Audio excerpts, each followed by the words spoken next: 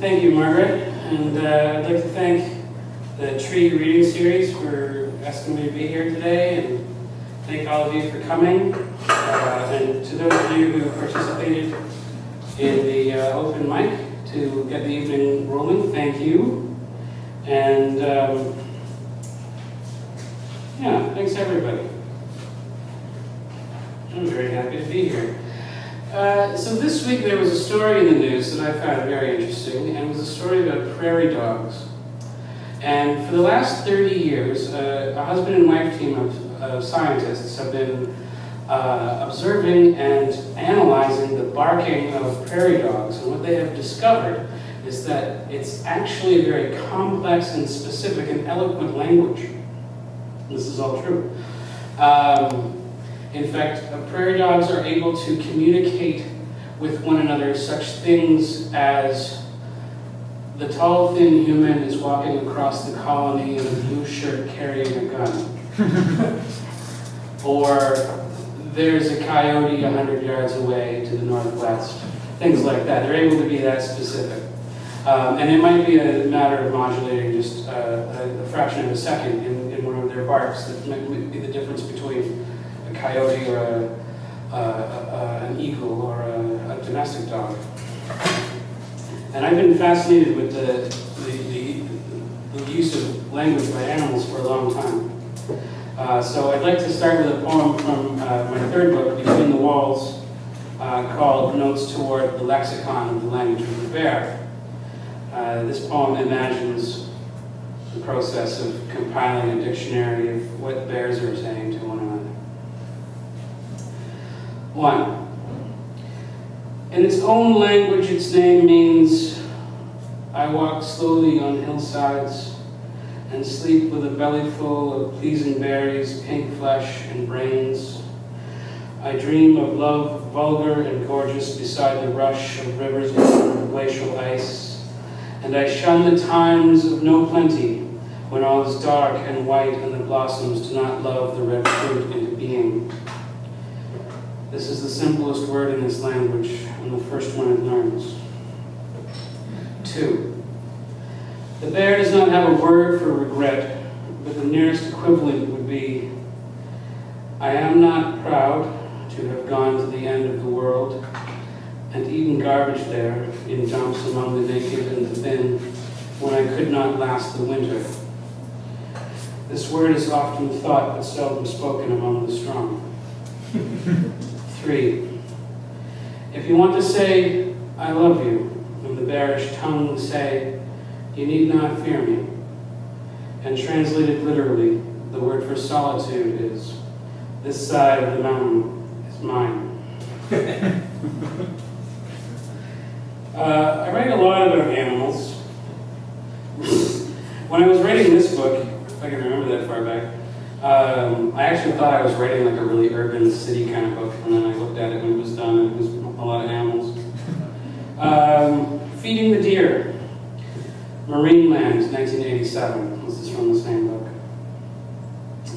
What I was before and then after I was bitten by the glorious white-tailed buck were as far removed as velvet and bone. Deer don't bite. I was that naive. I dropped my cone of dog food to the pavement. A claret bruise blossomed in my soft underarm. None of us knows why we are free or not free. Nothing with so many thorns in its belly could ever be fed by hand. Velvet peeled away from my heart, my delicate pericardium, shocked that something beautiful did not love me. I grew 6 terrible inches. My bones hardened into their permanence. And maybe I'll read one more poem from this book before I move on to something else. Something else. This poem is called As Fields Become Birds, Become Clouds.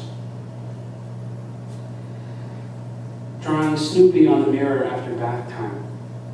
This naked little boy in the steam, printing a thumb for the nose, then another, Standing on the vanity, another white muzzle, another black nose, and the mirror, as fields become birds, become clouds, an Escher of Snoopy's.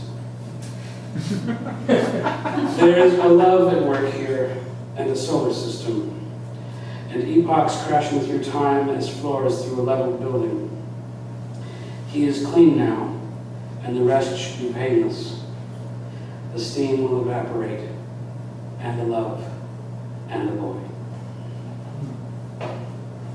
I'm going to move on to poems from my more recent book, The Reinvention of the Human Hand.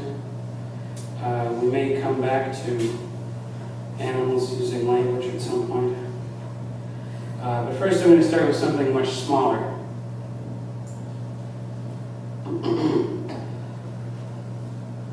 Ode to Amoeba Proteus.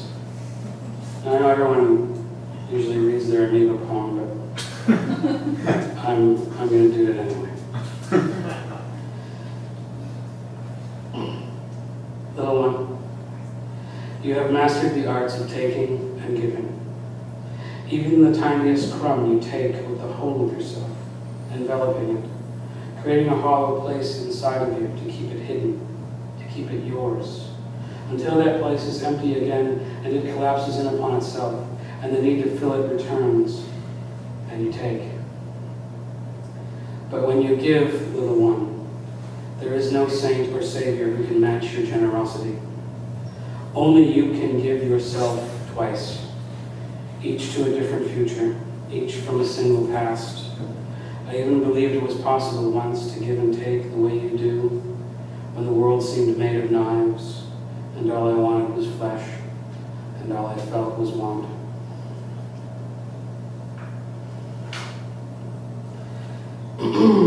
Talking animals. Well, there's lots of ways that this happens. Animals talk. Sometimes we make them talk. One such person who made animals talk was a fellow by the name of Paul Winchell.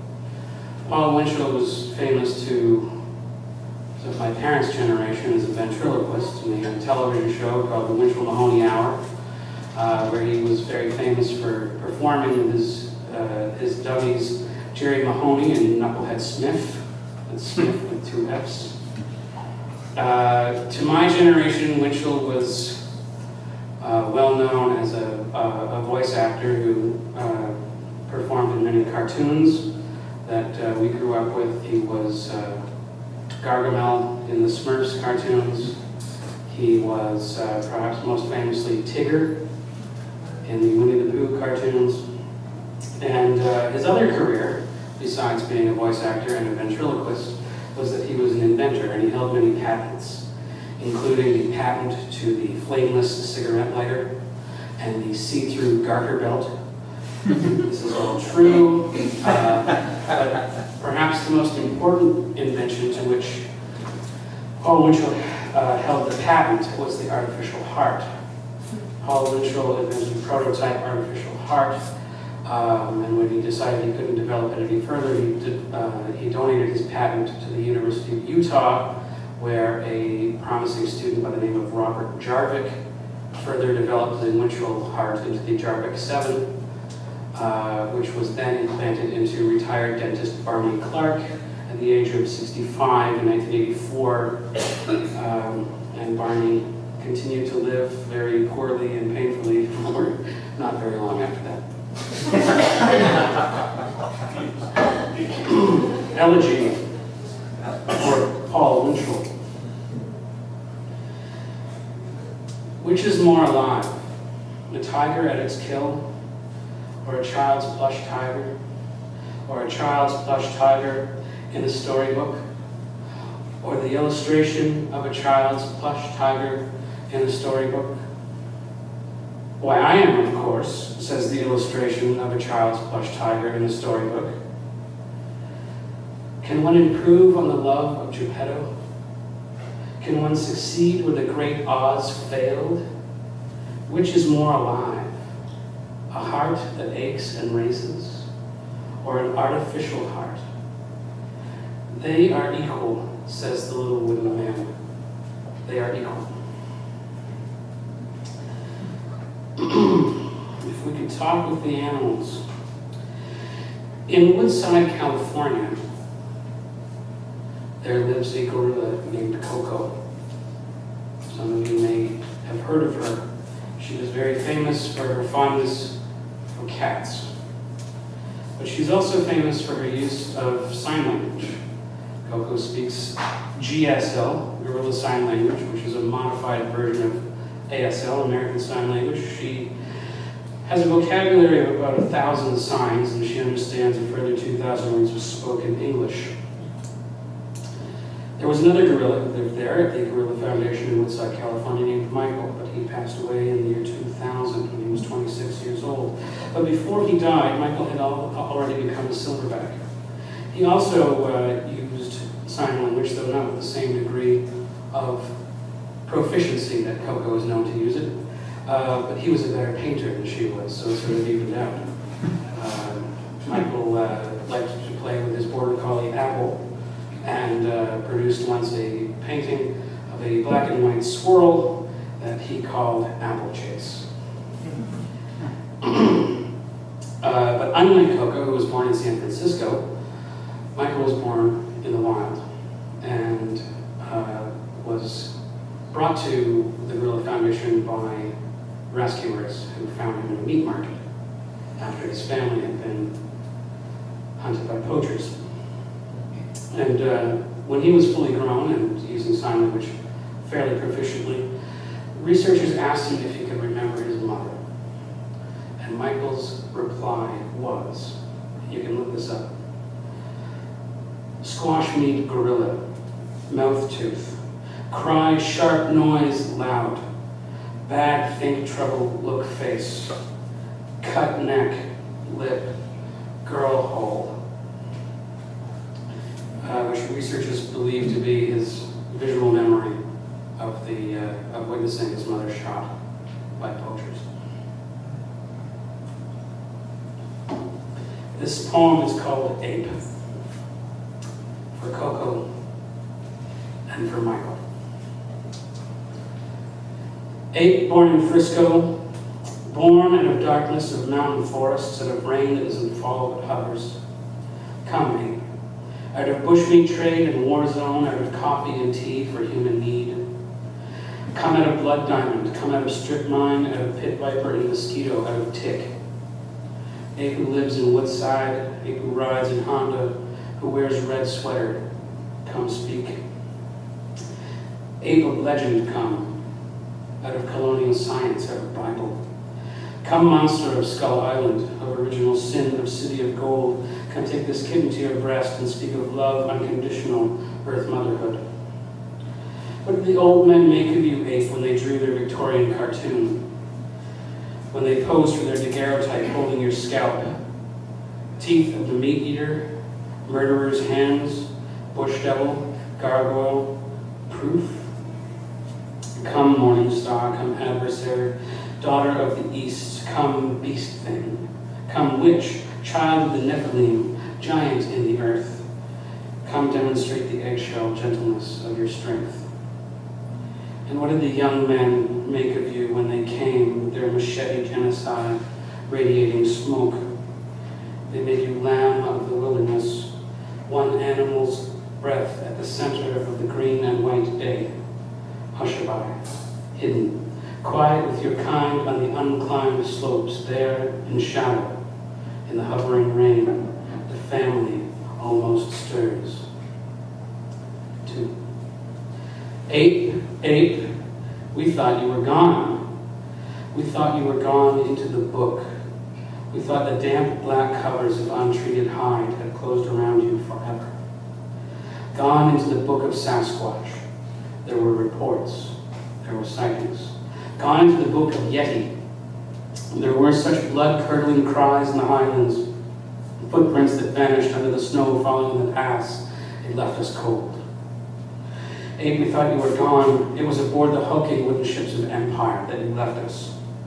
It was locked inside the gilded wagons of the circus as tin calliopes whistled notes of sweltering air that at last you left us. We thought you were gone into shopping cart, into camera, into cake. We thought you were gone, Abe, into a discount mall display window for 27 years without soil or mountain, without privilege or credit. Ape we feared as the valleys emptied and the land broke into atolls and everything was distant. As the beaches crumbled and the sea was left unreachable, ape we feared the worst. Stories make things closer. Come now, ape, and speak. There are stories of a boy who by great misfortune fell into your powerful care, who lived with you among the bamboo and lianas, and who learned as well to be ape. Tell us, ape, are the stories true? Was he everything that might make us proud? Or did he shame us with his nakedness? 3. Ape of helicopter crash and gunboat, Kalishnikov foundling in the burning brush, snatched by crate, smuggled by truck. Why be silent now? Come now, ape, out of black bazaar, out of bamboo cage on meat-stained table, smelling of gasoline and the insect-heavy air. Come hoot the low, open vowel of your name. Ape of camera crew and cutting room, flickering between solid shafts of tree trunk and weightless shafts of light. Come speak like this, flickering, tree, light, and you will conjure the world of ape. We are listening. Across this forest floor, darkened by limbs crowded with birds, through the colliding sound waves of their love songs and alarms, come speak. Tell us, ape, in your own words, why did the young men come to the forest? Squash meat, gorilla, mouth tooth. And how did it sound to ape? Cry, sharp noise, loud. And how did they look to ape? Bad, think trouble, look face. And what has become of ape's mother? Cut neck, lip, girl, hole. Come now, ape, out of landmine and hand grenade, out of the smoldering charcoal fires of Virunga, downriver upon the deep arteries of the Congo, upon aluminum wings across the sea, come speak to us. Speak to us, ape, in research center sanctuaries with hosable linoleum floors. Come speak to us from government-funded genome projects on glass slides of blood. From the ancient common darkness inside cells, come speak to us, please, in the language of ape. Come quick, come now. The family is gathering.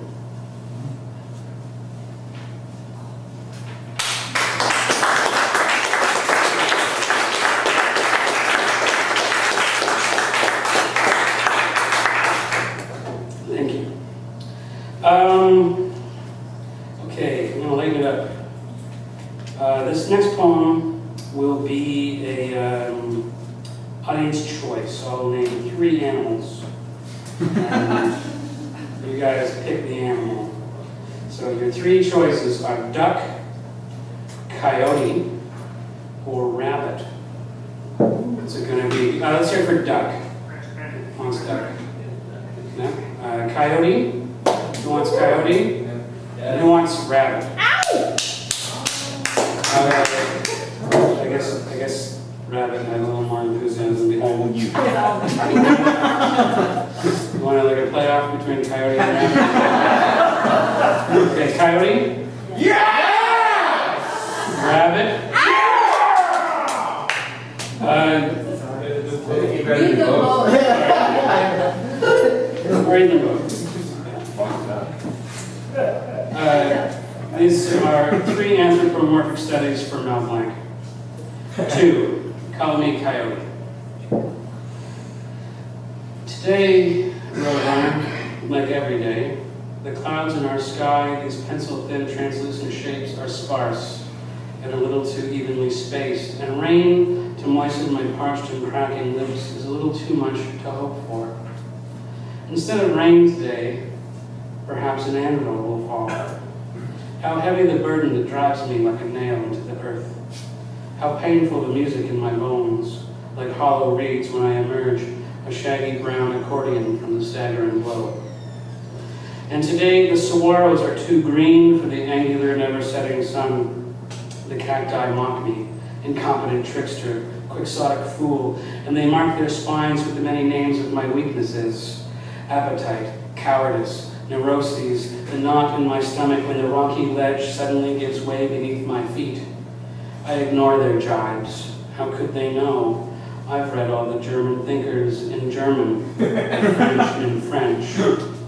Some days I'd gladly surrender my little black heart, though maybe it isn't worth so much, or forsake the gleaming mind of Heidegger for a visit from just one whippoorwill in these dead, unyielding barrens. I heard the ache of its sobbing once on my Acme crystal wireless set. Its loneliness broke me, and in my mind I could taste its brown feathers. Forgive me, old friend, I've never felt so unfaithful. Call me Coyote. My life in black outline has been and will be eternal. Send the trains, the red careening trucks speeding from the tunnels one-way dark. Flatten me under impossible boulders or calmly return my explosives an instant before they explode. I'll not relent. I'll live. I'll come for you. My hunger erupts from someplace much deeper than my belly. The nights I wake in panic, wet with sweat, the growling I hear is outside my body. A choir of my altered selves twisted and singing the anthem of my starvation in monstrous unison, their hymn to my gluttony loudly from over the towering buttes. I'll come for you again today refreshed with birdseed loaded with buckshot and a magnet that could rip the very iron from your blood. I'll grease my heels and slide like light toward my prize, unencumbered and missile swift, with dead-eye aim and avarice. And patience, too. A patience so unwavering it makes the mountains itch. The creature in the sand awaits the canter of your gait. The rock that watches you everywhere, and knows one day you will step upon the X that marks the spot and spring the trap. I'll take to the air today, perhaps in my pedal-powered whirly-bird machine, to seed the clouds with silver iodine and bring about a flood to wash the sands completely clean of my fiascos. A torrent you cannot outrun, a surge of power so fierce you'll be swept finally, my greed, my gift, my life, wet and gasping into my lean, ingenious arms.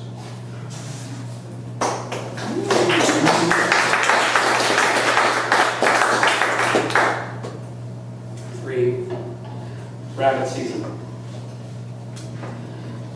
When I want to be followed, my oversized feet will leave rubber-stamped tracks on the flat, lime-bright, freshly painted forest floor. When I want to be found, they will lead you to the perfect black circle of my home, where I'll appear to you and kiss you on the lips, to galvanize your bloodthirst, and then I'll tie the double barrel of your shotgun in a bow. Though I'm no man, I'm every man, been everywhere. I've tunneled the world and made my den in deserts or high in the mountains of the West. I've explored the frozen wastes, the restless seas, and cheated death a dozen times from the fires of hell to the chilling grip of far-flung space. And still I find you, dogged hunter, stalking me, optimistic, toffee-nosed, forgetful of the past. Don't you remember when I played the piano, I had 5 fingers on each hand. I toured all Europe, and still you followed, ever eager for my skin.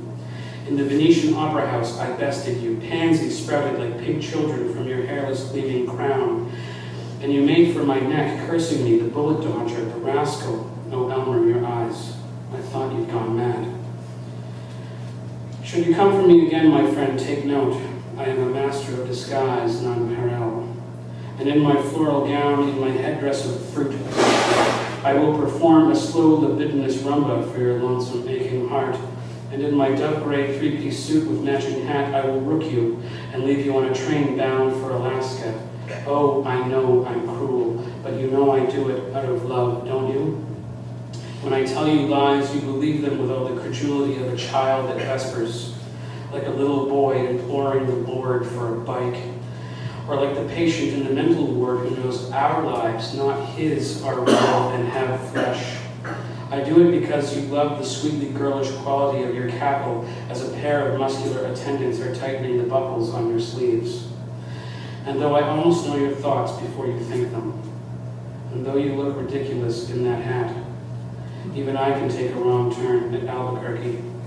Even you could overwhelm me with a spear and magic helmet, then carry my lifeless, clobbered body dolefully into the darkened wings, where I will no doubt find my feet, widen my eyes, and with a little shrug, make a joke of happy endings. I'm going to move on to reading some new poems, previously unpublished poems that are likely going to be in my next book.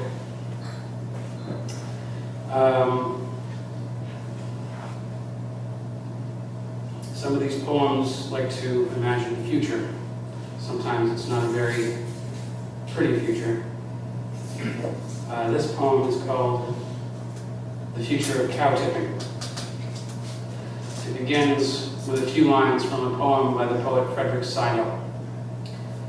The interstellar dust keeps incubating life. The oral sharks are always having fun. The old limestone headstones are illegible. Horny teenagers come out at night to tip them like bored cattle. The dead lie sexless, defenseless against this. The interstellar dust ricochets through the earth, glimmering in the nickel mine.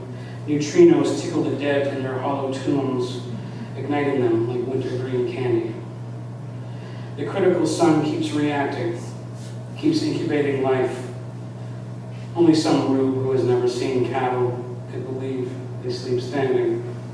I have seen the dead once or twice and believe differently about them. I have also seen teenagers. The oral pleasure they share must be worth their ignorance, worth entering the abyss someday, their names self-erasing in calcite glitz. The world will end when they get bored with it, but not the shark world. Sharks are always having fun.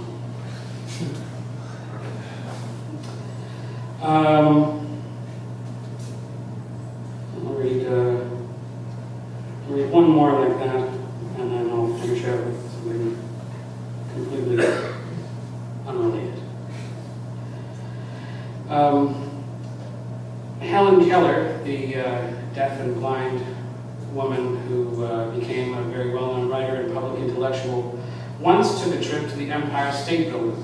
And she was taken up in an elevator all the way to the observation deck at the top.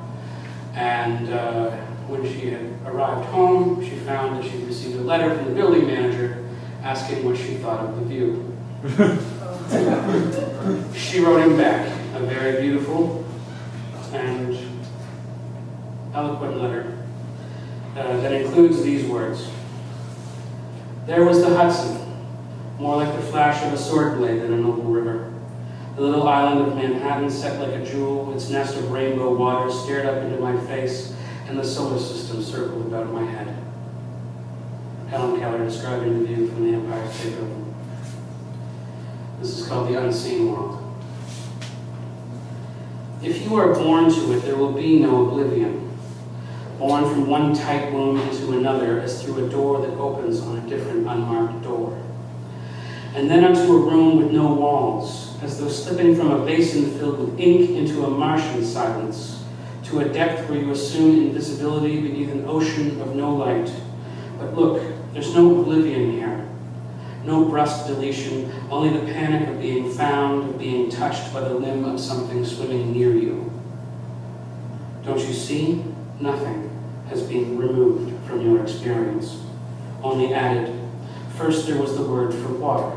There was the Hudson, more like the flash of some leviathan breaching its surface, and a drop of metal salts, an addition that flared beneath the tongue, that supplemented the chill and pucker native to the fingertips, the impulse that helped unveil the sea as it was drawn to your hands through a pump.